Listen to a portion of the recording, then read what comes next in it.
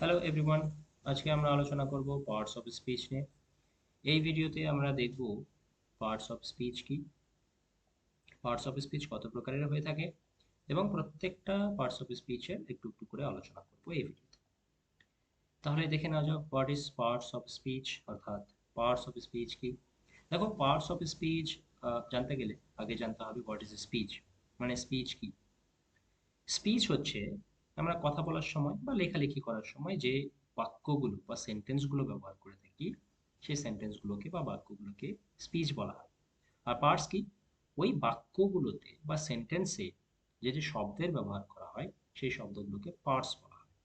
অর্থাৎ তাহলে parts of speech কি হচ্ছে, যে কোনো বাক্যে যে যে শব্দের ব্যবহার করা হচ্ছে সেই শব্দগুলোকেই পার্টস অফ স্পিচ বলা হয়। যেমন যদি একটা বাক্য নিই আমরা, এখানে দেখতে পাচ্ছ রোহিত প্লেস ফুটবল এভরিডে, এটা একটা বাক্য। এই বাক্যটি চারটে শব্দ নিয়ে তৈরি, ঠিক আছে?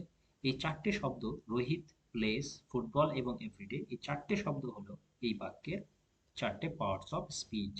ঠিক আছে, আশা করি তোমরা পার্টস অফ স্পিচ কি মোটামুটি বুঝতে পেরেছো, একটা আইডিয়া পেয়েছো। এইবার আমরা দেখবো যে পার্টস অফ স্পিচের কাজ কি। ঠিক আছে, পার্টস অফ স্পিচের কাজ হচ্ছে বাক্যে যে শব্দগুলো রয়েছে সেই শব্দগুলোকে বিভিন্ন শ্রেণীতে বিভক্ত করা। ঠিক আছে, এবার সেই সেই শব্দগুলোকে বিভিন্ন শ্রেণীতে কিসের উপর ভিত্তি করে বিভক্ত করা হয়?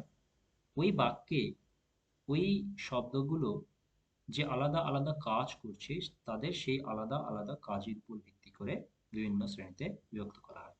যদি আমরা এক্সাম্পলের সাহায্যে বোঝার চেষ্টা করি, দেখো এখানে আমি একটা সেন্টেন্স নিয়েছি, রোহিত প্লেস ফুটবল এভরিডে। এই সেন্টেন্সে চারটে শব্দ রয়েছে, রোহিত, প্লেস, ফুটবল এবং এভরিডে। এই চারটে শব্দকে আমরা এখানে তিনটে শ্রেণীতে বিভক্ত করেছি, নাউন, ভার্ব এবং অ্যাডভার্ব। নাউন শ্রেণীতে রেখেছি রোহিত এবং ফুটবলকে, ভার্ব শ্রেণীতে রেখেছি প্লেস শব্দকে এবং অ্যাডভার্বে রেখেছি এভরিডে শব্দকে। এইবার নাউন শ্রেণীতে কেন রোহিত এবং ফুটবলকে রেখেছি, আচ্ছা এটা বলার আগে বলে নিই নাউন কি। নাউন হচ্ছে পৃথিবীতে যা কিছু রয়েছে, যা কিছুই আমরা দেখতে পাচ্ছি বা যে সমস্ত জিনিসকে নাম দেওয়ার জন্য যে শব্দের ব্যবহার করা হয় তাকে নাউন বলে। এখানে রোহিত এবং ফুটবল এই দুটো শব্দ কি করছে, রোহিত শব্দের দ্বারা আমরা কোনো একটা ব্যক্তিকে নাম দেওয়ার জন্য রোহিত শব্দের ব্যবহার করছি, এবং ফুটবল ফুটবল শব্দের দ্বারা আমরা একটা জিনিসকে নাম দিচ্ছি, সেটা হচ্ছে একটা বল যেটা খেলার জন্য ব্যবহার হয়। তো এই দুটো শব্দ রোহিত এবং ফুটবল একটা ব্যক্তি এবং একটা জিনিসকে নাম দেওয়ার জন্য ব্যবহার করা হয়েছে। ঠিক আছে, এদের কাজ হচ্ছে কোনো জিনিসকে বা ব্যক্তিকে নাম দেওয়ার জন্য। ঠিক আছে, নাম দেওয়া হচ্ছে এদের কাজ, সেই জন্য এদেরকে আমরা নাউন ক্যাটাগরিতে রাখলাম। এবার প্লে শব্দ, এই শব্দটাকে আমরা ভার্বে রাখছি। কেন? ভার্ব হচ্ছে যে আমরা যে কাজ করে থাকি, যে অ্যাক্টিভিটি বা কার্যকলাপ, প্রত্যেকদিন যে কার্যকলাপগুলো করে থাকি আমরা, সকালবেলা ঘুম থেকে ওঠা থেকে শুরু করে ঘুমোতে যাওয়া পর্যন্ত, সেই কাজগুলোকে, সেই অ্যাক্টিভিটিগুলোকে বলা হয় ক্রিয়া বা কর্ম। তাহলে আমাদের যে কার্যকলাপ সেই কার্যকলাপগুলোকে বোঝানোর জন্য যে শব্দের ব্যবহার করা হয় তাকে বলা হয় ভার্ব। এখানে প্লেস শব্দের দ্বারা রোহিত কি কাজ করছে সেই কাজটাকে বোঝানো হয়েছে, যে রোহিত খেলছে সেই খেলাটাকে প্লেস শব্দের দ্বারা আমরা এখানে বুঝিয়েছি, সেই জন্য প্লেসকে আমরা ভার্ব ক্যাটাগরিতে রাখছি। অ্যাডভার্ব কি? অ্যাডভার্ব হচ্ছে ভার্ব সম্পর্কে যখন কিছু অতিরিক্ত তথ্য প্রদান করে কোনো শব্দ, তখন তাকে অ্যাডভার্ব বলে। বা ভার্ব সম্পর্কে যদি কোনো অতিরিক্ত কিছু বলে, ঠিক আছে, সেটাকে বলা হয় অ্যাডভার্ব।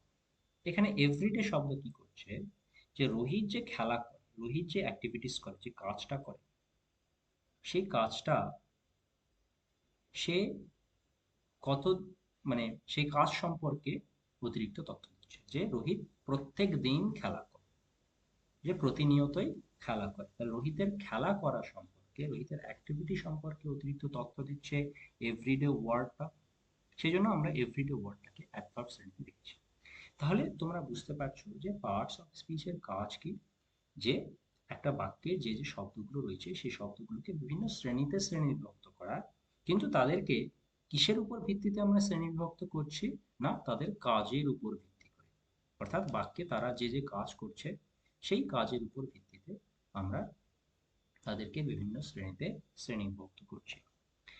এইবার আমরা দেখে নেব যে পার্টস অফ স্পিচ কত প্রকারের হয়ে থাকে। দেখো, সাধারণত পার্টস অফ স্পিচ ৮ প্রকারের হয়ে থাকে।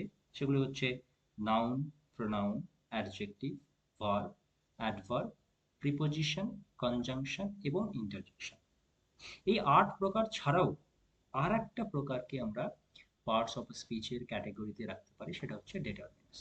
তাহলে যদি পার্ট অফ স্পিচ কত প্রকারের হয় টোটাল সবগুলো মিলিয়ে, তাহলে আমরা বলতে পারবো যে ৯ প্রকারের হয়, কিন্তু সাধারণত ৮ প্রকারের হয়ে থাকে। মেইনলি ৮ প্রকার পার্টস অফ স্পিচের ব্যবহার বেশি হয়। ডেটারমিনার্স কখনো কখনো অ্যাডজেক্টিভ হিসাবে ব্যবহার হয়, সেই জন্য ডেটারমিনার্সকে আলাদা করে ভাগ করা হয় না। এখানে আমি আলাদা করে ভাগ করেছি, এটা নিয়ে আমি পরে আলোচনা করব। তোমরা পরে বুঝতে পারবে যখন আরো ভিডিও আনবো যে কেন ডেটারমিনার্সকে আমি আলাদা করে রেখেছি। তাহলে মোটামুটি পার্টস অফ স্পিচ ৮ প্রকারের হয়ে থাকে, কিন্তু আর একটা প্রকার ডেটারমিনার্সকেও আমরা পার্টস অফ স্পিচের ক্যাটাগরিতে রাখতে পারি। এইবার আমরা দেখে নিব পার্টস অফ স্পিচের ফার্স্ট পার্ট, নাউন। নাউন কাকে বলে, নাউন কি? ঠিক আছে, তাহলে দেখা যাক নাউন কি। নাউন হচ্ছে কোনো ব্যক্তি, বস্তু, প্রাণী, উদ্ভিদ বা সমস্ত জিনিস যা আমরা আমাদের পঞ্চ ইন্দ্রিয়ের সাহায্যে উপলব্ধি করতে পারি, সেই সমস্ত জিনিসকে, বা যে জিনিসগুলো আমরা পঞ্চ ইন্দ্রিয় সাহায্যে উপলব্ধি করতে পারি না, পঞ্চ ইন্দ্রিয় ছাড়াও উপলব্ধি করতে পারি। ঠিক আছে, পঞ্চ ইন্দ্রিয় বাদ দিয়ে আমরা আমাদের মন বা ব্রেন বা মস্তিষ্কের সাহায্যে যে জিনিসগুলোকে আমরা উপলব্ধি করতে পারি, সেটা হতে পারে একটা ধারণা বা কোনো আবেগ হতে পারে, তাদেরকে নাম দেওয়ার জন্য যে শব্দের ব্যবহার করা হয় তাকে নাম। অর্থাৎ মোটামুটি তোমরা ধরে নাও যে পৃথিবীতে যা কিছু রয়েছে এই সমস্ত জিনিসকে, সেটা আমরা পঞ্চ ইন্দ্রিয়ের সাহায্যে উপলব্ধি করতে পারি বা না পারি, সেই সমস্ত জিনিসকে নাম দেওয়ার জন্য যে শব্দের ব্যবহার করা হয় তাকে বলা হয় নাউন। এবার আমি এখানে কতগুলো নাউনের উদাহরণ দিয়েছি। যখন ফার্স্ট দিয়েছি রোহিত। রোহিত হচ্ছে একটা পার্সনকে নাম দেওয়ার জন্য রোহিত শব্দের ব্যবহার করেছি। পেন, একটা জিনিসকে নাম দেওয়ার জন্য পেন শব্দের ব্যবহার করেছি। লায়ন, একটা অ্যানিমালকে নাম দেওয়ার জন্য লায়ন শব্দের ব্যবহার করেছি। ম্যাঙ্গো, ম্যাঙ্গো একটা ফ্রুট, একটা ফলকে নাম দেওয়ার জন্য ম্যাঙ্গো শব্দের ব্যবহার করেছি। ঠিক ওই রকম ভাবে লাভ, অনেস্টি এবং হ্যাপিনেস, এই তিনটে নাউন, এগুলো আমরা পঞ্চ ইন্দ্রিয়ের সাহায্যে উপলব্ধি করতে পারি না, কিন্তু এদেরকে আমরা ফিল করতে পারি। কিসের সাহায্যে আমরা অনুভব করতে পারি? আমাদের মন বা আমাদের মস্তিষ্ক, বুদ্ধি বা ব্রেনের সাহায্যে আমরা এদেরকে উপলব্ধি করতে পারি। লাভ, লাভ হচ্ছে একটা ধারণা, একটা আইডিয়া। তো সেই আইডিয়া বা ধারণা, সেটাকেও আমরা নাম দিচ্ছি, সেটাকে বলছি লাভ। অনেস্টিও একটা আইডিয়া বা ধারণা। হ্যাপিনেস হচ্ছে আবেগ, যখন আমরা খুশির মুহূর্তে থাকি, যখন আমরা খুব খুশি থাকি, তখন আমাদের যে ফিলিংস, তখন আমাদের যে অনুভূতি হয়, সেই অনুভূতিকে নাম দেওয়ার জন্য এখানে হ্যাপিনেস শব্দের ব্যবহার করা হয়। তাহলে বুঝতে পারলেন নাউন কি। এবার আমরা দেখব হোয়াট ইজ প্রোনাউন। প্রোনাউন কি? দেখো, প্রোনাউন হচ্ছে কোনো নাউনকে বারবার বাক্যে ব্যবহার না করে তার পরিবর্তে যে সাধারণ শব্দের ব্যবহার করা হয় থাকে, তাকে প্রোনাউন বলে। অর্থাৎ তুমি কারোর সঙ্গে কথা বলছো বা একটা গল্প লিখছো বা যা কিছুই লেখো, সেই সময় একটা নাউন বারবার আসে, একই নাম বারবার আসে। তো তুমি কি করলে, সেই নামটাকে বারবার না লিখে তার পরিবর্তে অন্য একটা শব্দ ব্যবহার করলে, এতে কি হয়? আহ, সেই গল্পটা যেটা তুমি লিখছো সেটা পড়তে ভালো লাগে। ঠিক আছে, তো নাউনের পরিবর্তে, কোনো একটা নাউনকে বারবার ব্যবহার না করে তার পরিবর্তে যে শব্দের ব্যবহার করা হয়ে থাকে, সেই শব্দকে বলা হয় প্রোনাউন। যেমন আমি এখানে দুটো বাক্য নিয়েছি এবং দুটো বাক্য একে অপরের সঙ্গে রিলেটেড, সম্পর্কিত। দেখো ফার্স্ট বাক্যে আমি লিখেছি Rohit plays football every day. Second বাক্যে লিখেছি because he loves to play football. এখানে আমি সেকেন্ড বাক্যে রোহিত সম্পর্কেই বলছি, কিন্তু রোহিত সেকেন্ড বাক্যে আমি রোহিতের জায়গায় অন্য শব্দ ব্যবহার করেছি, সেটা হচ্ছে হি। সেকেন্ড বাক্যে আমি রোহিত লিখতে শব্দকে ব্যবহার করতে পারতাম because Rohit loves to play football, কিন্তু আমি রোহিতকে না ব্যবহার করে আমি রোহিতের জায়গায় অন্য একটা শব্দকে ব্যবহার করলাম, হি। এটা ব্যবহার করে এতে শুনতে ভালো লাগছে, তাই না? তো দেখো আমি এখানে নাউনকে রিপ্লেস করে নাউনের জায়গায় আমি একটা অন্য শব্দ ব্যবহার করেছি। এই যে শব্দগুলো ব্যবহার করা হয় নাউনের পরিবর্তে, নাউনের জায়গায় নাউনকে উঠিয়ে দিয়ে তার জায়গায় অন্য শব্দ ব্যবহার করা হয়, এই শব্দগুলোকেই বলা হচ্ছে প্রোনাউন। ঠিক আছে? দ্বিতীয় বাক্যে রোহিত নাউনের বদলে হি প্রোনাউন ব্যবহার করা হয়েছে, সেই জন্য হি হচ্ছে একটা প্রোনাউন। ঠিক আছে? এর বাকি প্রোনাউন তোমরা দেখে নাও। বাকি প্রোনাউনের মধ্যে অনেক প্রোনাউন রয়েছে, তার মধ্যে যেগুলো আহ, মূল প্রোনাউন সেগুলো হচ্ছে আই, উই, ইউ, শি। হি এর ব্যবহার অলরেডি করেছি, দে এবং ইট। এগুলো হচ্ছে মোটামুটি মেইন কয়েকটা প্রোনাউন। এবার আমরা দেখব third type of parts of speech, adjective. Adjective কি? আচ্ছা, অ্যাডজেক্টিভ হচ্ছে নাউন বা প্রোনাউন সম্পর্কে যখন কোনো অতিরিক্ত তথ্য প্রদান করা হয় কোনো একটা শব্দের দ্বারা, সেই শব্দটাকে বলা হয় অ্যাডজেক্টিভ। অর্থাৎ কোনো বাক্যে যে নাউন ব্যবহার হচ্ছে বা প্রোনাউন ব্যবহার হচ্ছে, সেই প্রোনাউন বা নাউন সম্পর্কে এক্সট্রা কিছু বা অতিরিক্ত কিছু বলা হচ্ছে। সেই নাউন বা প্রোনাউনের দোষ হতে পারে, গুণ হতে পারে, বা অন্য কিছু, তার অবস্থান, পরিমাণ বা সংখ্যা, এই সমস্ত কিছু যখন বলা হয় কোনো শব্দের দ্বারা, সেই শব্দটাকে বলা হয় অ্যাডজেক্টিভ। যেমন একটা বাক্য এখানে নিয়েছি, playful Rohit loves to play football. এখানে প্লেফুল শব্দটি একটি অ্যাডজেক্টিভ, কারণ এটি রোহিতের গুণ বর্ণনা করছে, যে রোহিত কেমন। রোহিত যে নাউন বা রোহিত কোনো ব্যক্তি, সেই ব্যক্তি সম্পর্কে, সেই নাউন সম্পর্কে আহ, বলছে রোহিত কিরকম ছেলে, সেটা সম্পর্কে অতিরিক্ত কিছু তথ্য দিচ্ছে। রোহিত কিরকম? রোহিত প্লেফুল। ঠিক আছে? যেহেতু রোহিত সম্পর্কে অতিরিক্ত তথ্য দিচ্ছে, সেই জন্য প্লেফুল শব্দটি একটি অ্যাডজেক্টিভ। ঠিক আছে, বুঝতে পেরেছো? এইবার আমরা দেখব ভার্ব কি। ভার্ব পার্টস অফ স্পিচের একটা খুবই গুরুত্বপূর্ণ টাইপ। ভার্ব হচ্ছে, আমি একটু আগে আলোচনা করেছি যে আমরা দৈনন্দিন যা কাজ করে থাকি, সকালবেলা ঘুম থেকে উঠে ঘুমোতে যাওয়া পর্যন্ত যা কিছু করে থাকি, যে অ্যাক্টিভিটিস গুলো আমরা করে থাকি, সেই অ্যাক্টিভিটিস গুলোকে নাম দেওয়ার জন্য বা শব্দে তাদেরকে প্রকাশ করার জন্য যে শব্দের ব্যবহার করা হয়, ঠিক আছে, সেই শব্দগুলোকে বলা হয় ভার্ব। যেরকম রোহিত প্লেস ফুটবল এভরিডে, এই বাক্যে প্লেস শব্দটা হচ্ছে একটা ভার্ব, কারণ এটা রোহিত কি কাজ করছে সেই কাজটা সম্পর্কে বোঝাচ্ছে, বা সেই কাজটাকে নাম দেওয়ার জন্য বা বোঝানোর জন্য প্লেস শব্দের ব্যবহার করা হয়েছে, সেই জন্য প্লেস শব্দটা একটা ভার্ব। এবার আমরা দেখব অ্যাডভার্ব কি। অ্যাডভার্ব সম্পর্কে একটু বলেছি আগে।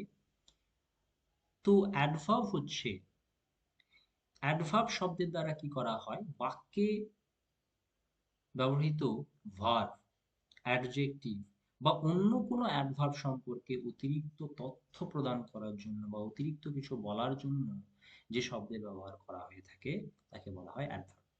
তাহলে অ্যাডভার্ব কি করে? অ্যাডভার্বের কাজ হচ্ছে ভার্ব সম্পর্কে কিছু বলার জন্য, অ্যাডজেক্টিভ সম্পর্কে কিছু বলার জন্য, বা অন্য কোনো আরেকটা অ্যাডভার্ব সম্পর্কে বলার জন্য বাক্যে যে শব্দের ব্যবহার করা হয় সেই শব্দটাকে অ্যাডভার্ব বলা হয়। যেমন এই বাক্যে তোমরা দেখতে পাচ্ছ দুটো অ্যাডভার্ব রয়েছে, ভেরি এবং ওয়েল। এই ভেরি এবং ওয়েল দুটোই কেন অ্যাডভার্ব? দেখো, ভেরি, ওয়েল শব্দ কি করছে, ওয়েল শব্দ কি করছে, ভার্ব প্লে সম্পর্কে অতিরিক্ত তথ্য দিচ্ছে। মানে রোহিত কিরকম খেলছে, রোহিতের খেলা সম্পর্কে একটু বলছে, যে রোহিত কিরকম খেলছে, রোহিত ভালো খেলছে। তাহলে ওয়েল শব্দের দ্বারা রোহিত কিরকম খেলছে, রোহিতের যে ক্রিয়া, রোহিতের যে ভার, সেই অ্যাকশন, সেই সম্পর্কে বলা হচ্ছে ওয়েল শব্দের দ্বারা, সেই জন্য এটা একটা অ্যাডভার্ব। এর ভেরি কেন অ্যাডভার্ব, ভেরি শব্দটা কেন অ্যাডভার্ব হচ্ছে? কেননা ভেরি শব্দ আবার রোহিত যে ভালো খেলছে, ওয়েল, এই ওয়েল শব্দ সম্পর্কে আবার অতিরিক্ত তথ্য দিচ্ছে, কতটা ভালো, খুব ভালো, ভেরি ওয়েল। সেজন্য ভেরি শব্দটা হচ্ছে অ্যাডভার্ব। এখানে ওয়েল শব্দ ভার্ব সম্পর্কে অতিরিক্ত তথ্য দিচ্ছে এবং ভেরি শব্দ ওয়েল অ্যাডভার্ব সম্পর্কে অতিরিক্ত তথ্য দিচ্ছে, কিছু বলছে। সেই জন্য ভেরি এবং ওয়েল এই দুটো শব্দ হচ্ছে অ্যাডভার্ব। এইবার আমরা দেখব প্রিপোজিশন কি। দেখো, প্রিপোজিশনের কাজ হচ্ছে বাক্যে নাউন বা প্রোনাউনের সাথে অন্য কোনো একটা নাউন বা প্রোনাউন হতে পারে, বা অন্য কোনো একটা শব্দের মধ্যে সম্পর্ক স্থাপন করতে সাহায্য করে প্রিপোজিশন। ঠিক আছে? মানে দুটো শব্দ, একটা নাউন, সেই নাউনের সঙ্গে অন্য একটা নাউন হতে পারে, অন্য একটা প্রোনাউন হতে পারে, বা অন্য একটা যে কোনো শব্দ হতে পারে, তাদের মধ্যে যে সম্পর্ক তৈরি করে দেয়, যে শব্দ সম্পর্ক তৈরি করে দেয়, সেই শব্দকে বলা হচ্ছে প্রিপোজিশন। যদি আমি একটা একটা সেন্টেন্স নিই, এখানে তোমরা দেখতে পাচ্ছ the cat is under the bed. এখানে যে হাইলাইটেড শব্দটা রয়েছে আন্ডার, এই শব্দটা একটা প্রিপোজিশন। কেন? আন্ডার শব্দ কি করছে, ক্যাট একটা নাউন, এটা, এবং বেড এটাও একটা নাউন, এই দুটো শব্দের মধ্যে একটা সম্পর্ক তৈরি করে দিচ্ছে। যে ক্যাট, ক্যাট কোথায় রয়েছে? Under the bed. তাহলে ক্যাট এবং বেডের মধ্যে সম্পর্ক তৈরি করে দিচ্ছে কোন শব্দ? আন্ডার। এই শব্দটা একটা সম্পর্ক তৈরি করে দিচ্ছে, সেই জন্য আন্ডার শব্দকে আমরা বলছি একটা প্রিপোজিশন। ঠিক আছে? এইবার আমরা দেখব eighth types of parts of speech, সেটা হচ্ছে কনজাংশন। কনজাংশনের কাজ হচ্ছে দুটো শব্দ হতে পারে, বা দুটো বাক্যাংশ হতে পারে, বা দুটো পুরো বাক্যকে একসঙ্গে যুক্ত করতে যে যে শব্দের ব্যবহার করা হয় সেগুলোকে বলা হয় কনজাংশন। যেরকম এখানে এই শব্দে Rohit and Rahul play football, এখানে অ্যান্ড শব্দটা হচ্ছে একটা কনজাংশন, কেননা রোহিত এবং রাহুল এই দুটো শব্দকে একসঙ্গে যুক্ত করতে কে সাহায্য করছে? অ্যান্ড শব্দটা। ঠিক আছে? সেই জন্য অ্যান্ড শব্দটা একটা কনজাংশন, দুটো শব্দকে জুড়তে সাহায্য করছে। এখানে দুটো শব্দ দেখিয়েছি, এখানে দুটো বাক্যাংশ হতে পারে, মানে পুরো বাক্য না, ছোট ছোট বাক্যের অংশ। দুটো বাক্যের অংশকে যুক্ত করতেও এরকম কনজাংশন ব্যবহার করা হয়, বা দুটো পুরোপুরি বাক্যকে যুক্ত করে যৌগিক বাক্যে পরিণত করতেও কনজাংশন শব্দের ব্যবহার করা হয়ে থাকে। অ্যান্ড ছাড়াও আরো কিছু কনজাংশন রয়েছে, যেরকম or, but, either or, neither নর, এগুলো আরো রয়েছে, এগুলো নিয়ে পরে আমরা আলোচনা করব। এবার লাস্ট যে পার্ট অফ স্পিচ রয়েছে ইন্টারজেকশন, মানে সরি, এর আগেটা 7th নাম্বার হবে, এটা 8th নাম্বার হবে। ইন্টারজেকশন পার্টস অফ স্পিচ একটা টাইপ। তো ইন্টারজেকশন কি? দেখো, ইন্টারজেকশন হচ্ছে যে আকস্মিক কোনো আবেগ বা অনুভূতি হতে পারে, বা কোনো প্রতিক্রিয়াকে প্রকাশ করার জন্য কিছু অর্থহীন শব্দ আমরা বের করে থাকি। ঠিক আছে? সেই অর্থহীন শব্দগুলোকে ইন্টারজেকশন বলা হয়। যদি আমি উদাহরণ দিই, এখানে দেখতে পাচ্ছি তিনটে আমি শব্দ নিয়েছি, ওহ, ওয়াও, আলাস। এই তিনটে শব্দ আমরা আমরা যে যে পরিস্থিতিতে থাকছি, হয়তো সেটা হতে পারে খুশির, খুব খুশি, বা খুবই সারপ্রাইজ, অবাক করা একটা পরিস্থিতি, বা খুবই দুঃখজনক একটা পরিস্থিতিতে রয়েছি, সেই রকম অবস্থায় আমাদের মুখ থেকে একটা মানে অর্থহীন কিছু কিছু শব্দ বেরিয়ে আসে মুখ থেকে। সেই শব্দগুলোকে বলা হচ্ছে ইন্টারজেকশন। ও, এটা হতে পারে তুমি কেউ যদি খুব সারপ্রাইজ হয়ে যেতে পারে, তখন অবাক হয়ে গেলে ও শব্দের ব্যবহার হয়, বা অবাক হয়ে গেলে ওয়াও শব্দের ব্যবহার হয়। এবং অ্যালাস, যদি কেউ খুবই দুঃখজনক অবস্থা, খুবই দুঃখমূলক পরিস্থিতিতে থাকে, তখন অ্যালাস শব্দের আমরা ব্যবহার করে থাকি। ঠিক আছে? এই সমস্ত শব্দ তোমরা হয়তো অনেকবার ব্যবহার করেছো। এই সমস্ত শব্দগুলোকে বলা হচ্ছে ইন্টারজেকশন। বা লাস্ট যে টাইপ রয়েছে পার্টস অফ স্পিচে, সেটা হচ্ছে ডিটারমিনার্স। ডিটারমিনার্স কি করে? ডিটারমিনার্স হচ্ছে শুধুমাত্র নাউনের আগে বসে, শুধুমাত্র নাউনের আগে বসে নাউনের সংখ্যা, পরিমাণ, মালিকানা বা নির্দিষ্টতাকে বোঝাতে এই ডিটারমিনার শব্দের ব্যবহার করা হয়ে থাকে। ঠিক আছে? নাউনের আগে বসে নাউনের সংখ্যা বোঝাতে পারে যে কতজন রয়েছে, কতগুলো রয়েছে। পরিমাণ বোঝাতে পারে কত পরিমাণ, 1 KG, 2 KG, 3 KG, 1 litre, 2 litre, 3 litre, এরকম। মালিকানা বোঝাতে পারে, ঠিক আছে, যে কার এটা, বা নির্দিষ্টতা বোঝাতে পারে যে কোন জিনিসটা এটা, ঠিক আছে। তো উদাহরণ যদি আমরা দেখি, এখানে আমি কয়েকটা উদাহরণ নিয়েছি। The tree, two pen, my book, a car, this house. এখানে the, two, my, a, this, এগুলো হচ্ছে ডিটারমিনার্স, ঠিক আছে। দা এখানে কি করছে, দা এখানে ট্রি, একটা গাছের নির্দিষ্টতা বোঝাতে দা শব্দের ব্যবহার হয়েছে। টু পেন, এখানে পেন, কতগুলো পেন রয়েছে, পেনের সংখ্যা বোঝাতে এখানে ব্যবহার হয়েছে। বুক, মাই বুক, মানে এটা কার বুক, আমার বই, মানে এখানে মালিকানা বোঝাতে, বইয়ের উপরে কার মালিকানা রয়েছে সেটাকে বোঝাতে মাই ডিটারমিনার ব্যবহার হয়েছে। এ কার, এটা একটা পরিমাণ বা সংখ্যা বোঝাতে এখানে ব্যবহার হয়েছে, যে একটা গাড়ি। বা অনির্দিষ্টতা বোঝাতেও এই কার বোঝাতে হতে পারে, যেমন অনেকগুলো কারের মধ্যে একটা কার, ঠিক আছে। সাধারণত সংখ্যা বোঝানোর জন্য এখানে এই শব্দের ব্যবহার হয়েছে। দিস, এখানে নির্দিষ্টতা বোঝাতে ব্যবহার করা হয়েছে, যে দিস হাউস, এই বাড়িটা, ঠিক আছে। তো মোটামুটি তোমরা বুঝতে পেরেছো যে পার্টস অফ স্পিচ কি। মোটামুটি হয়তো একটা আইডিয়া তোমাদেরকে, একটা ধারণা তোমাদেরকে দিতে পেরেছি পার্টস অফ স্পিচ কি। তোমরা যারা নতুন এসছো, আশা করি তোমরাও খুব মোটামুটি ভালো করেই বুঝতে পেরেছো। আর যারা পার্টস অফ স্পিচ সম্পর্কে যাদের একটু জানা রয়েছে, তাদের জন্য তো এটা অবশ্যই হেল্পফুল হবে। তো আজকে এই পর্যন্তই। Thank you for seeing this video. আজকে এই পর্যন্তই, দেখা হবে নেক্সট ভিডিওতে। Till then